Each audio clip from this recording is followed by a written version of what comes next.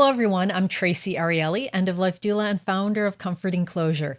Today, we're going to talk about a topic that touches so many of us deeply, yet is rarely talked about in conversations about grief and loss: losing your beloved pet. Our pets are not just animals, they are companions, friends, and in every sense, part of our families.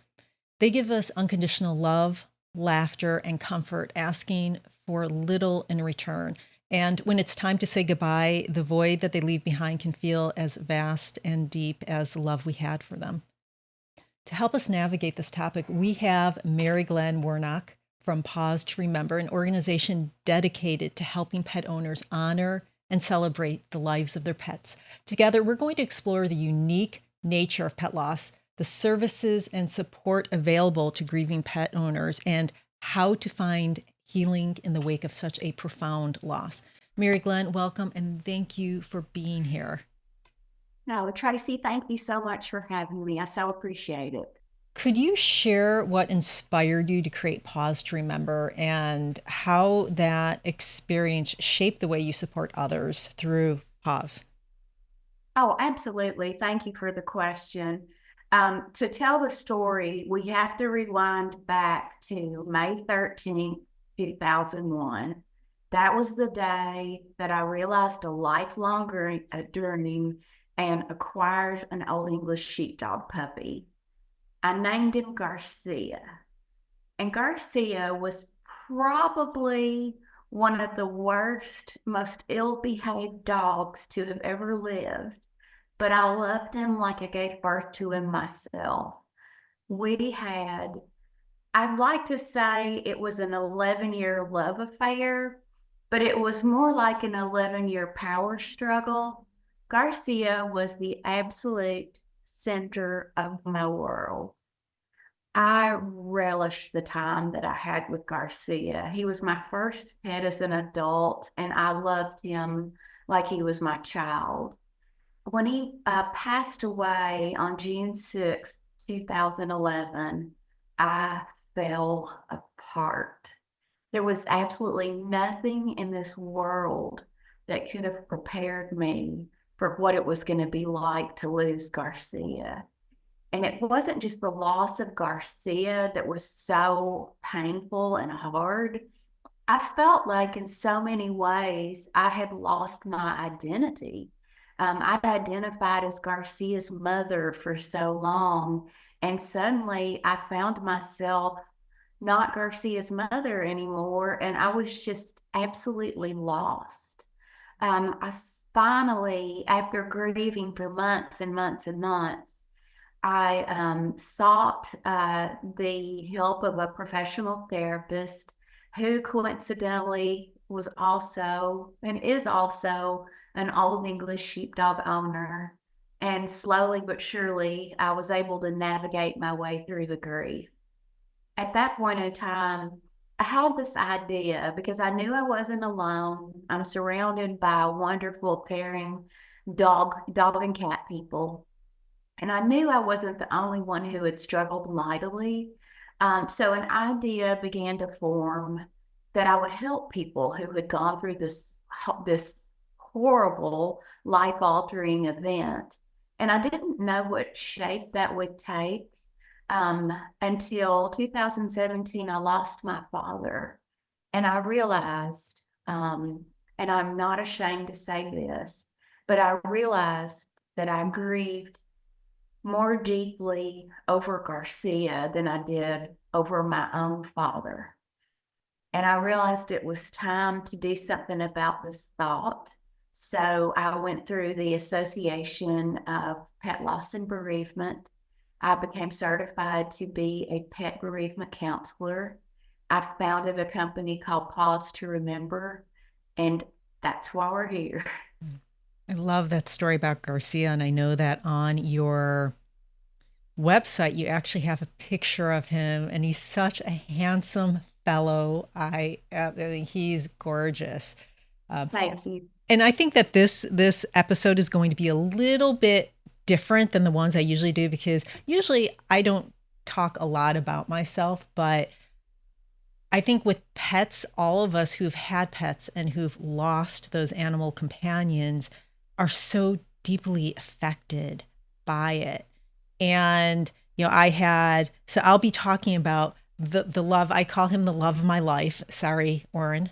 And, I had Binky, who was my first pet also in my adult life. I just moved out. I was living in Chicago, and I got a cat. He, as you said, became the center of my life. And I remember when my husband and I were getting married, and beforehand, you always, when you're getting married in a church or synagogue, or you always have to have those counseling marriage sessions, right? Pre-marriage. And we were in one of those, and Oren brought up my cats. Oren is allergic to cats. So it's not that he's a meanie, he's actually allergic to cats. And I remember Oren mentioning that, he was concerned about these two, my two cats. And I remember turning to the rabbis and then turning to Oren and saying, Oren, Binky and Hotspur were here before you. And if need be, they'll be here after you. And the rabbi was like, okay, you know how it is, Oren. Can you accept it? And, Oren is an amazing person. Of course, he accepted it. We have 3 cats now, but he is just as passionate and caring for them as I am. That's so beautiful. And I love I love that you told that story because it underscores something that I say all the time. Pets are family, period. Yeah, it really. And I was lucky. I was raised in a family where pets were family. Once you take in an animal, you do not get rid of the animal. So it is your responsibility. So yeah, I was lucky. So many people, just as we've talked about, deeply mourn the loss of their pet, but in our society, sometimes grieving a pet is not validated. How do you acknowledge, or how do you acknowledge and support this unique form of grief? One of the things that I'd like to talk about, and I've spoken about it at conferences all over the country, is the concept of something called disenfranchised grief. And that is precisely what grief over the loss of a pet is. And what that means is that while there are people who do understand the importance of grieving a pet, there are overall society as a whole doesn't really accept it as quote unquote normal grief. And part of that reason is because not everybody is as lucky as we are, Traci, to have had that type of relationship with a pet or with pets. But there are also situations where people don't understand the relationship or aren't even aware of it. So a lot of times I think pet loss grief gets lumped into this broad category of disenfranchised grief because people don't get it. And it's an interesting concept because even pet owners, there are 4 different levels of human-animal bond. There's weakly bonded, moderately bonded, profoundly bonded, and excessively bonded. And even people who own pets may be weakly or moderately bonded to them, and they don't understand when a person who's excessively bonded to a pet loses a pet, what a terrible and devastating experience that is. With those 4 different levels, you have the weakly bonded, you have the two bookends, the weakly and the excessively bonded. Is that bad to be bonded either way? When you talk excessively, excessively isn't always a good word. So Right. in the grieving that you're talking about, is that negative to be excessively or weakly bonded? Not at all. There's nothing negative about that at all. The difference between profoundly bonded and excessively bonded, there are minimal differences between the two. Excessively bonded owners tend to, as you and I do, think of our pets as soulmates. Um, Profoundly bonded, on the other hand, it's a very close, loving, and deep relationship. But excessively bonded is just another level of that. And I don't think that any type of human animal bond is wrong or shouldn't be accepted. We all have different bonds with our animals, and it's all okay. Grieving a pet is can be really isolating, and you talked about the disenfranchised grief. What advice do you have for someone that's struggling to cope with this type of loss, especially in the wake of it really being disenfranchised?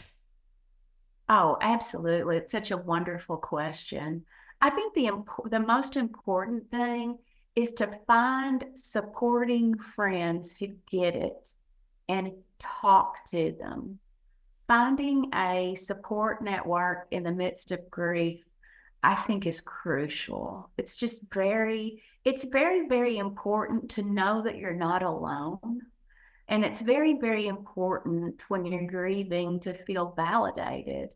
You would be shocked if you knew how many counseling sessions I do with bereaved pet owners that start with, "You must think I'm crazy.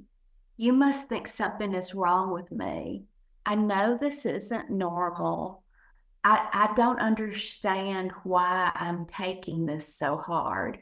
But having support and having people who say, "I understand, I get it, I'm sorry, your feelings are valid," I think it's crucial to the grieving process. It's so interesting because I grieve people who've lost people. And I get the same questions also. We're living in a society that even to grieve or mourn more than a week or a couple of days, the closest, pets or even relatives, mother, father, is not seen as something we should be doing. And so a lot of what I do is make sure that the people that I work with know that it is okay to grieve. It is normal. It is healthy. And going through the depression and the anxiety doesn't mean there's something wrong with you or that you need to go see a psychiatrist or be put on medication. That is normal. And grieving a pet or a loved one, another, it is not, it could last for years, Yes. and that's okay. Yes, absolutely. And I think too, I agree with everything you're saying. I think grieving is part of the process of loving a pet. Grief is love with nowhere to go. I think that's the way we honor our pets when they've departed. How important are memorial services or physical memorials in the process of healing? I and can you share some of the most impactful memorials that you've facilitated or witnessed? Yes, oh, absolutely. And that's a wonderful question. For me, I love when I was grieving the loss of Garcia, and sadly, I'm in the midst of grieving the loss of my second Old English sheepdog, Major Domo Billy Bojangles, who was 12 and a half, and he passed away in December. So I'm right in the thick of it right now. For me, a memorial is crucial. It's part of the process of honoring. I like a memorial service because I love the outpouring of support and community. And when I had Garcia's memorial service, we had 50 people show up. And what that told me was that Garcia mattered, not just to me, but to other people. People still ask me about Garcia, and he's been gone almost 13 years now. So I think a memorial is super important. I can't say it's most meaningful, but one of the services that I've done that really stands out during the COVID shutdown, a very popular Old English sheepdog named Bentley Boomer passed away unexpectedly. And we're at this point, we're all shut in the house. We're not knowing what to do with ourselves. So I had this idea that I was going to do a memorial service on Facebook Live, and I was just going to broadcast it from my house.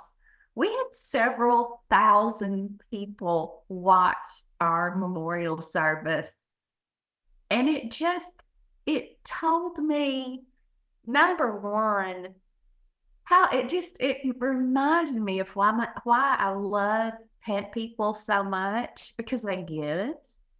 And it reinforced this notion that our pets are worthy of our grief. Of all the people who came together that day all over the world, very, very few of us had ever met the dog, but we showed up like you wouldn't believe for the owners. And it was such a meaningful experience. Are there any activities or practices that you particularly recommend to those that are grieving the loss of a pet, such as creating a memory book or planting a tree or any other rituals? Memory books are fabulous. I'm such a fan of those. Um, Tree planting, one of my favorite quotations is, the best time to plant a tree is 20 years ago. The second best time to plant a tree is today. And there's something about a living memorial that's just so comforting, because you think of your animal and its memory and its spirit living on to this beautiful tree that will grow and grow and grow and last for decades upon decades. There's something about that that's very healing.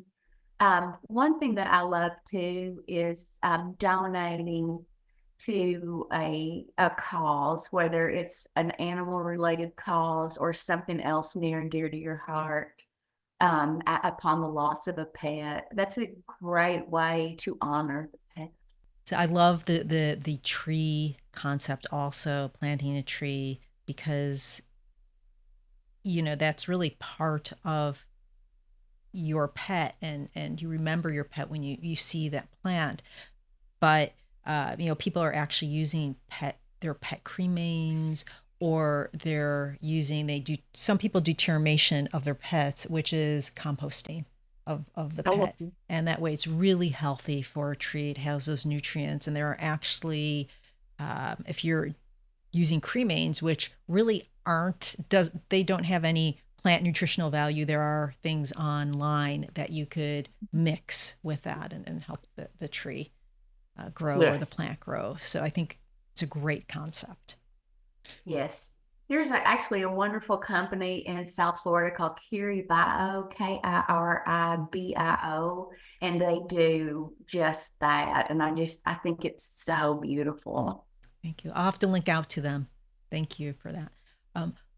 What role we talked about friends, we talked about family and community. What roles do you believe that communities and friends and families should play in recognizing and supporting the grief that someone is feeling after losing a pet? I think the most important thing is just acknowledging it. I mean, just not avoiding it, but saying, I am sorry for your loss. I understand. You must be devastated. I understand that you're heartbroken. Just that validation, anything as simple as that, I think is just so important to the bereaved. Losing a pet can be really challenging, particularly challenging for children who may be experiencing grief for the first time. Are there resources or advice that you would give to parents on how to navigate these conversations? Oh, absolutely. The first thing is, don't avoid it. a lot of times this is a child's first experience with death, and how a parent does or does not choose to treat that can shape a child's outlook on death for the rest of his or her life. So the most important thing is acknowledge it, maybe have a small service, but understand too that children a lot of times have a different outlook on death, and they can be very matter of fact about it. I know growing up, when I grew up, there were so many stories about the animals living on that big farm somewhere. And once you realize that there's no big farm, it's rather devastating, because you've lived your life thinking, oh, Maggie's on the farm. She's running and having a great time. And why did my parents not tell me this? But I do think just dealing with it head on, not trying to deceive your children, not trying to avoid it, but making space for it, honoring the pet. I want to talk about brothers and sisters of the companion animals. I remember when one of my cats, Red, passed away. He was sick for a long time, so he was going back and forth to the vets, and he'd spend overnight there sometimes. He had diabetes. But I remember when we had to put him to sleep, and we put him to sleep at the vet's home, so Binky didn't get to see him. And when I had coworkers who got me another cat, kitten, unbeknownst to me, and I remember bringing that kitten home in the same carrier that Red would go to the vet in. And I remember Binky running up so excited to see Red again, his brother. And the meows, that he would do, he had a particular meow to recognize, to say hello, and he was all excited.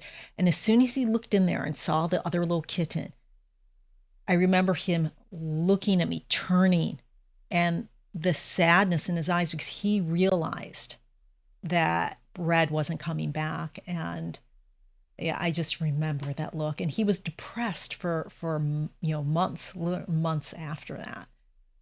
Can you talk about some of the things that people can expect from brothers and sisters from the animal that has passed away, and what we can do for them?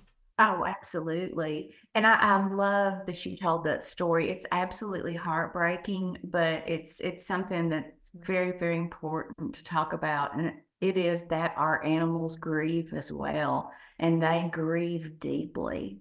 Whenever it is possible, I recommend having pet siblings be a part of the process, or at least view the pet after he or she has passed away. I think owners can expect everything from disinterest in food to sleeping a lot to unusual behavior, um, anything that's sort of out of the norm, because your pet is grieving the loss of his or her companion too. It's typically something that it doesn't last forever, but there is a sadness and there's a weight that we feel and that our animals feel too. For those who are contemplating putting their pet asleep, do you recommend home euthanasia versus going to a vet's office, and why? I cannot recommend the home euthanasia highly enough. It was the right choice for us. And it wound up being incredibly beautiful. It was done by a vet who has become a very good friend of mine. She showed up with a chocolate cupcake for Major, and he left this earth with chocolate cupcake crumbs in his whiskers. I am a strong proponent of that, but I know that it doesn't always work like that. I deal with a lot of people who find themselves in emergency situations with their pets where they're unable to do the home euthanasia. And in those situations, I think it's so important to know that the home part is for us, to have that experience in our home. Our pet's home is us. Wherever we are is their home. It's not the same to them, whether it's in a veterinary office, a specialist office, veterinary hospital, or home. We are their home. And I think that's why it's so important to be with your pet when they're euthanized, when they're put to sleep versus passing the pet off. Let's talk about bringing a new pet into the mix. And I know that a lot of people wonder about what's the right time to consider bringing a new pet into their lives. How can people, they're concerned about honoring the memory of their lost pet.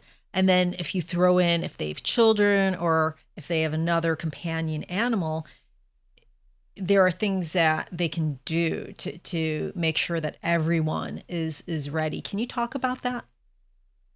Absolutely. And it's such an important topic. I see so many people who grapple with that. I'm actually grappling with it now. The decision when, not if, but when to get another pet has to be the result of a lot of soul searching.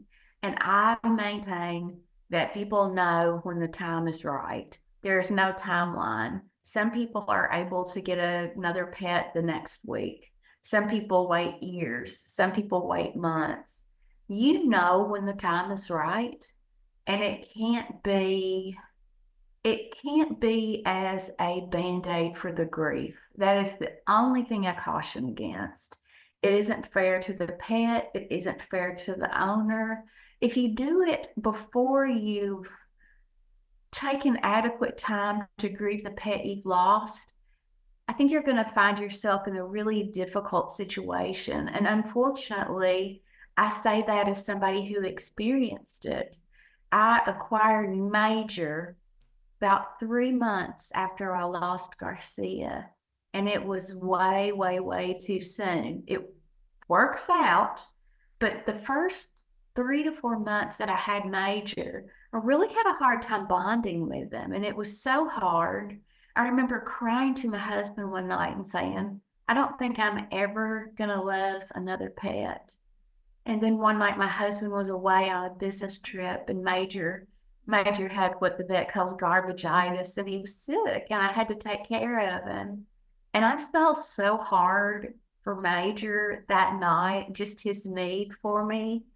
I I have no words to express how much I love that dog. I thought Garcia was my heart dog. It was Major.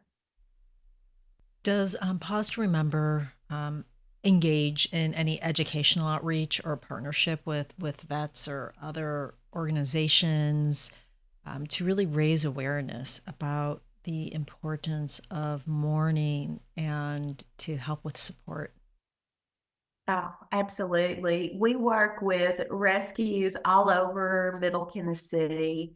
We do memorial services, we do days of remembrance, we do counseling. I do a pet loss support group with the Nashville Humane Association. Yes, I work with veterinary staff. Absolutely. It's part of the community. Since you are part of the community and you've done a lot of this outreach, have you noticed in within the past few years or over time that there have been cultural shifts in how pet loss is perceived and handled? And can you talk about that? Oh, absolutely. I feel it and I see it every day. And it's a trend that's so pervasive. Pervasive, it even has a name, and it's called humanization. People are starting to treat their pets more like human family members. We have higher grade pet foods, supplements, toys, more dog parks, boarding facilities, veterinary clinics, specialists, and people are spending on their pets like never before. We have gone from the pet as the family pet to the Pettis family, and it's been a beautiful transition. For people who are facing an impending loss, maybe the animal is getting older and is going to die of old age, or maybe the animal is sick.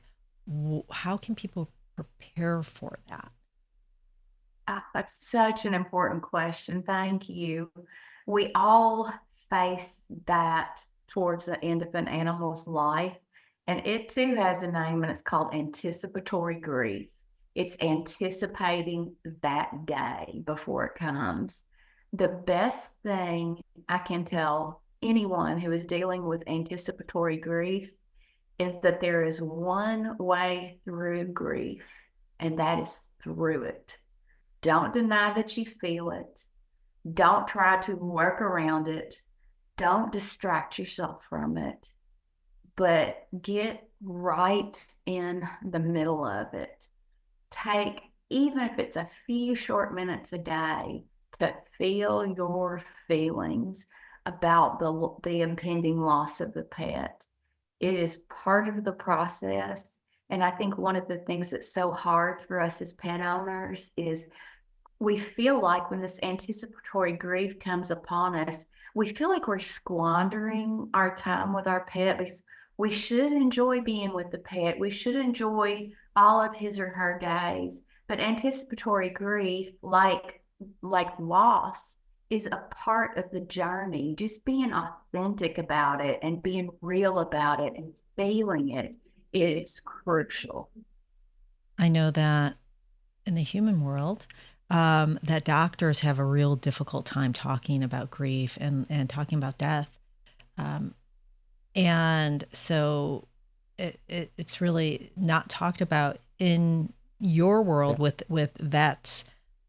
Are they willing to talk about those subjects, the anticipatory grief, and then after, do they engage with you and pass that along to their clients? Yes. I have been so lucky to work with some incredibly compassionate, thoughtful, and wonderful veterinarians. I know that veterinarians are in the business of keeping pets healthy. So sometimes there's a little bit of awkwardness, for lack of a better word. But yes, I routinely get referrals from veterinarians when there's a situation where an owner is deeply grieving and wants to seek some help. But it's very difficult. Do you find that vets also go through grief also, with when they Oh, have to yeah. take in, I mean, day after day, they're helping animals, but they lose some. Do you How do you help in that capacity also, and what advice would you give to veterinarians? Oh, absolutely. And again, that question is absolutely vital.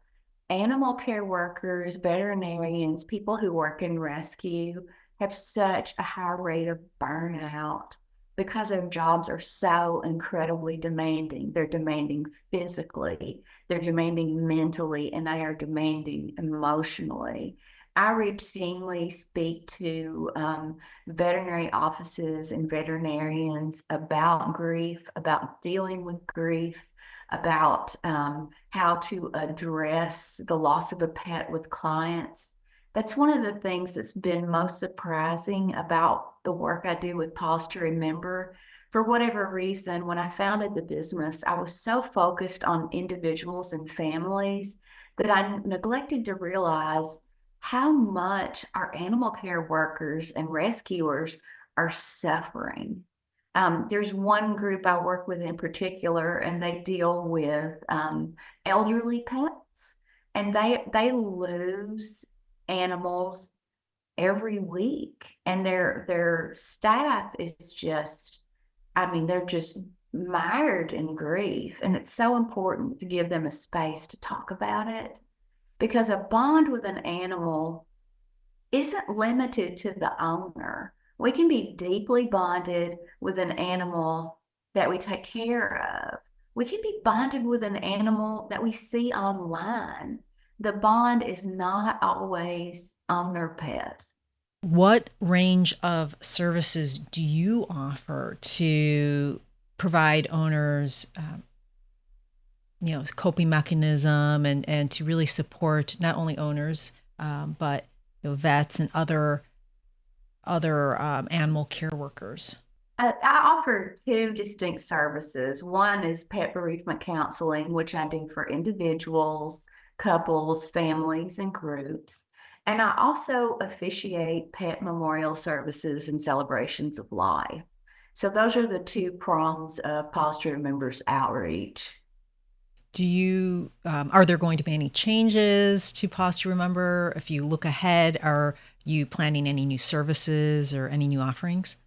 Oh, absolutely. I'd like to start working more with veterinary groups, rescue groups, and others in the pet care world. Because one of the most surprising things I've learned since I founded Paws to Remember is just how much need there is there. Obviously, I love working with individuals, families, and couples, but I do want to expand my outreach into the animal care world. That's really wonderful. I can see that's something that actually, hopefully, one day our veterinary schools will actually maybe have a class or have something on that type of support and Yeah. self care.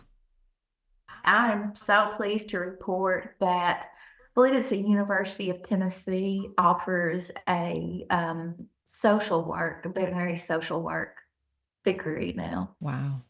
We are almost out of time. What message would you like to leave our listeners with regarding the process of grieving a pet and finding a path to healing? The first thing is know that it won't last forever. The second thing is know that you will get through it. The third thing is know that all of your feelings are valid. And the fourth thing is don't avoid your grief. Get right in the middle of it. Thank you. Maryglenn, thank you for joining us. It has been a pleasure to host you on this program. I so appreciate you being here. For those looking to connect with you or learn more about Paws to Remember, how can they get a hold of you? You can visit me online at pause to remember Nashville.com. You can email me at info@pause2remembernashville.com, or you can call me at 615-297-PAUSE, which is 7297. Great. Thank you so much. You're welcome. And Paws to Remember, folks, is PAWS. A great play on words. I love it. I will link out in the description to your website. So if people are listening to this, just go to the description of this episode and you could get there. And everyone, as we wrap up today's episode, I hope you found comfort and solidarity in our discussion. Grieving the loss of a pet is a journey that we don't have to navigate alone. The love we share with our pets is eternal, and it's important to honor those feelings, remember the joy, and allow ourselves to heal at our own pace. Whether it's seeking support from organizations like Paws to Remember, connecting with others who understand, or finding your own unique way to celebrate the life of your pet, know that it's okay to mourn, to remember, and to love again. Thank you for joining us. If you've any questions, please comment below or reach out to me directly. And if you found this conversation to be helpful, please like, share, comment, and subscribe. This is Traci Arieli from Comforting Closure, wishing you peace and comfort in your journey. Until next time, take care.